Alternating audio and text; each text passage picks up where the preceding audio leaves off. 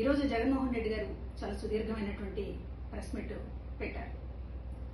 ఎక్కాల్సిన రైలు ఒక జీవితకాలం లేట్ అన్నట్లు అసెంబ్లీ సమావేశాలు అన్నీ అయిపోయిన తర్వాత తీరుబడిగా మాడిపోయిన మసాలా దోశను రాష్ట్ర ప్రజల ముఖాన పడేసినట్లుగా ఆయన చాలా కూలుగా విషయాలు మాట్లాడారు. ఈ విషయాల్ని అసెంబ్లీలో ఎందుకు మాట్లాడలేదు అనేటటువంటి మొట్టమొదటిగా కనీసం సమాధానం కూడా చెప్పకుండా జగన్మోహన్ రెడ్డి గారు దాటేశారు. వందల కోట్ల రూపాయలు ఖర్చు పెట్టి ప్రతిరోజు అసెంబ్లీ సమావేశాలని 16 రోజుల పాటు నిర్వహిస్తే ఒకరోజు కూడా ఆయనతో పాటు ఆయన ఎమ్మెల్యేలు కూడా అసెంబ్లీకి రాకుండా రాష్ట్ర ప్రజల సమస్యల మీద మాట్లాడకుండా తీరుబడిగా 20 రోజుల తర్వాత విలేకరుల సమావేశం అంటూ పెట్టి ఆయన మాట్లాడినటువంటి మాటలు అసందర్భం, అసత్యాలు. అసందర్భంగా ఈ రోజున ఆయన మాట్లాడినటువంటి తీరు చాలా ఆశ్చర్యం కలిగించింది. ఒకటి, ఆయన ఆర్థిక విధ్వంసం గురించి ఏదో మాట్లాడారు. అప్పులు చేస్తున్నారు రాష్ట్ర ప్రభుత్వం అనేటటువంటి దీంతో మాట్లాడుతూ కాగ్ రిపోర్టుని కోట్ చేశారు. అయ్యో జగన్మోహన్ రెడ్డి గారు, కాగ్ రిపోర్టుని మీరు కోట్ చేయాలి అనుకుంటే గతంలో మీ హయాంలో కాగ్ రిపోర్టు ఏం చెప్పింది అనేటటువంటిది కోట్ చేసి ఉంటే బాగుండేది కదా. కాగ్ రిపోర్టు మా ప్రభుత్వానికి చాలా కితాబిచ్చింది అని మీరు ఏదైనా చూపించదలుచుకుంటే ఆ స్లైడ్ ఎందుకు వేయలేకపోయారు? కాగ్ రిపోర్ట్ ని ఆధారం చేసుకుని మాట్లాడాలి అని అంటే మన ప్రభుత్వానికి కాగ్ రిపోర్ట్ ఏమన్నా కితాబులు ఇచ్చి ఉంటే అది రిఫర్ చేయాలి. కానీ మీకు మీ హయాంలోనూ మీ అప్పులకు సంబంధించి మీ ఆర్థిక విధ్వంసాన్ని గురించి కాగ్ చెప్పింది కదా, దాన్ని ఎందుకు సైలెంట్ మోడ్ లో పెట్టారు? ఇంకొకటి, ఈ ఆర్థిక విషయాలు మాట్లాడుతూ కేంద్రానికి మేము లేఖ రాస్తాం, కేంద్ర ఆర్థిక శాఖకి చేసిన అప్పుల మీద అని మాట్లాడుతున్నారు. అంటే రాష్ట్రానికి అప్పు పుట్టకుండా చేయడానికి మీరు దేశవ్యాప్తంగా అంతర్జాతీయంగా లేఖలు రాస్తున్నారు. రాష్ట్రానికి అప్పు పుట్టకూడదు అనేది మీ కంకణం కట్టుకుని మీ ప్రయత్నం మీరు చేస్తున్నారు. లేఖలు రాయాలి అనుకుంటే చాలా సమస్యలు ఉన్నాయి. రైతులు గిట్టుబాటు ధరలు మీరే చెప్పారు, గిట్టుబాటు ధర లేదని. గిట్టుబాటు ధర మీద ఏ రోజు కేంద్రానికి ఒక్క లేఖ రాయకుండా ఇవాళ అప్పు పుట్టకుండా చేయడానికి మాత్రం లేఖలు రాస్తానండం రాష్ట్రం మీద మీరు అన్న కత్తిగట్టారా జగన్మోహన్ రెడ్డి గారు? ఇంకొకటి, మహిళల వేధింపులపైన చంద్రబాబు గారి చర్యలు తీసుకోవడం లేదు అని మాట్లాడారు.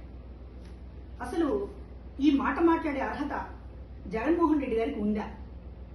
ఒక ఎంపీ న్యూడ్ కాల్స్ తో దేశమంతా రాష్ట్రం పరువు తీసినప్పుడు ఆ ఎంపీ మీద మీరేం చర్యలు తీసుకున్నారు జగన్మోహన్ రెడ్డి గారు? మీ మంత్రులు గంట అరగంట అని చెప్పేటటువంటి ఒక అశ్లీలమైనటువంటి మాటలు మాట్లాడుతున్నప్పుడు మీరు ఏం చర్యలు తీసుకున్నారు? స్వయంగా మీ చెల్లి షర్మిల మీద ఆ వర్ర రవీందర్ రెడ్డి అనేటటువంటి వాడు చాలా జుగుప్సాకరంగా పోస్టులు పెట్టినప్పుడు మీరేం చర్యలు తీసుకున్నారు? పైగా అతను వెనకేసుకొచ్చారే.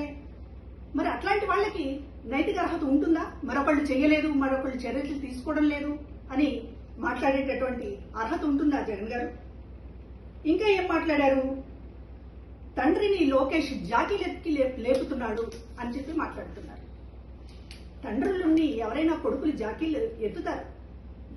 గొప్పతనం ఉన్నప్పుడు మరింతగా ఎత్తుతారు. మీలాగా రాజశేఖర రెడ్డి గారి పథకాలకు పేరు తీసేయడం, రాజశేఖర రెడ్డి గారిని డౌన్ చేసి మీలాగా పైకి వెళ్లాలనుకోవడం అందరు కొడుకులు చేయలేరు కదా. కాబట్టి లోకేష్ గారు తండ్రిని ఎత్తుతారు ఖచ్చితంగా. ఇంకా విషయం, కల్తీ నెయ్యి పరకామణి చోరీ గురించి అంత సుదీర్ఘంగా మాట్లాడుతుంటే రాష్ట్ర ప్రజలకు అనుమానం వస్తుంది. ఎందుకంటే ఇప్పటిదాకా మీ ప్రమేయం ఉందని ఎవరు అనుకోవట్లేదు. సరే, ఏదో జరుగుంటుంది అనేటటువంటి ఉద్దేశంతో ఉన్నప్పటికీ కూడా మీరు పదే పదే అసలు ప్రెస్ మీట్ పెడుతున్నదే దానికోసం అన్నట్లుగా. కల్తీ నెయ్యికి సంబంధించి, పరకామణికి సంబంధించి చంద్రబాబు గారికి, లోకేష్ గారికి కాస్త బురద పూద్దామని చేస్తున్నటువంటి ఒక విస్తృతమైనటువంటి ప్రయత్నం చూస్తుంటే దొంగే దొంగ అని అరిచినట్లుందే. ఏదో జగన్మోహన్ రెడ్డి గారికి సంబంధం ఉందేమో, పదే పదే ఆ విషయాన్ని మాట్లాడుతున్నారు అనేటటువంటి అనుమానం రాష్ట్ర ప్రజలకు వస్తుంది. ఇవాళ మీరు పరకామణి చోరీ గురించి మాట్లాడుతున్నటువంటి తీరు గతంలోనేమో అదేదో చిన్న తప్పన్నారు, ఇవాళేమో ఎందుకు బెయిల్ ఇప్పించారని అంటున్నారు.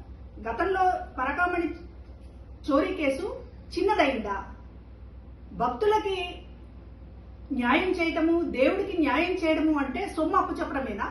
శిక్షించవద్దా? నేరస్తుల్ని శిక్షించవద్దా?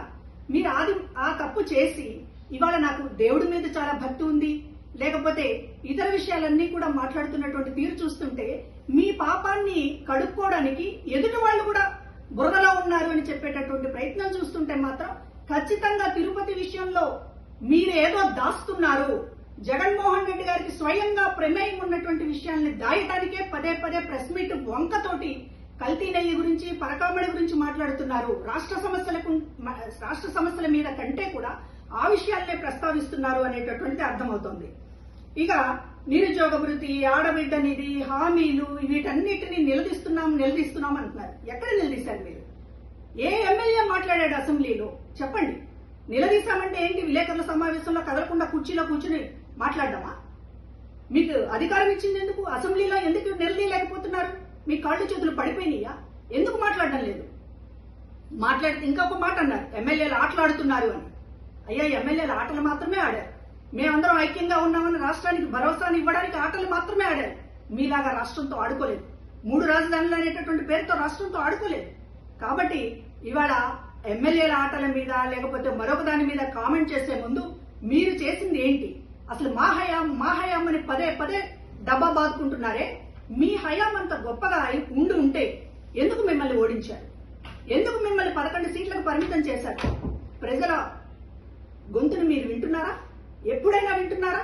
చుట్టూ మంది మార్బల్లని వేసుకుని సీఎం జగన్ అని అరిపించుకోవడం తప్ప ఒక ప్రజల దగ్గరికి వెళ్లి, ఒక ప్రజల గుంపు దగ్గరికి వెళ్లి ఎందుకు మీరు నాకు ఓట్లు వేయలేదని మీరు ఒక్కరోజైనా అడిగారా? 2 ఏళ్లలో కనీసం మీ నాయకులను అడిగారా? కనీసం మీ కార్యకర్తలను అడిగారా? అదంతా పోయి మా హయాం ఏదో స్వర్ణయుగం. ఏం స్వర్ణయుగం అండి మీ హయాము? మీ హయాం స్వర్ణయుగం కాదు, ఒక రాక్షస యుగం అనే కదా ప్రజలు తీర్పిచ్చింది.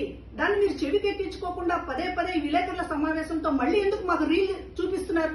మీ రాక్షస కాండని మళ్ళీ రీల్ చేసి చూపిస్తున్నారు తప్ప మీ హయాం గురించి కనీసం మీరు ఇప్పటికైనా సరే వాస్తవాలు తెలుసుకోండి, సరిదిద్దుకోండి. ఇది నా విన్నపం.